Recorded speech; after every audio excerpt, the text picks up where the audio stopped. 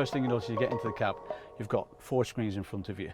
You've got 2 15-inch screens which are part of the mirror cam system, which is standard on the new Actros and Arocs unless you're on an ADR operation. Then, as part of the multimedia cockpit, you get 2 10-inch screens, but with multimedia cockpit interactive, you get an enhanced 12-inch screen.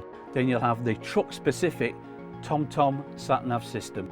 There are actually videos going in depth into each of the operation, but I want to give you just a little bit of an overview. The right-hand screen here is controlled by the right-hand steering wheel. And then here on the left-hand side, you control it 3 ways, either by the steering wheel, or by the buttons here, or it's a touch screen as well, so you can do that.